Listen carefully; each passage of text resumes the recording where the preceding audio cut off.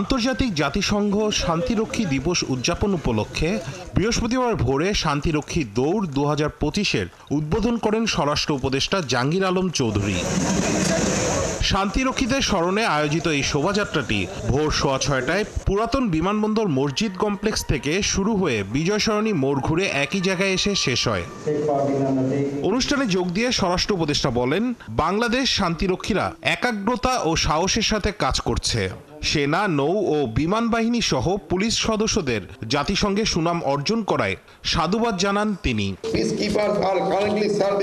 বিশ্বের বিভিন্ন দেশের সংকট সমাধানে বাংলাদেশের শান্তিরক্ষীরা দক্ষতার পরিচয় দিচ্ছে।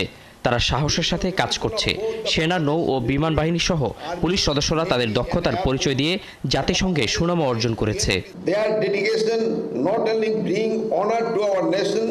শান্তিরক্ষী বাহিনীকে আরও দক্ষ করতে সরকার কাজ করছে বলে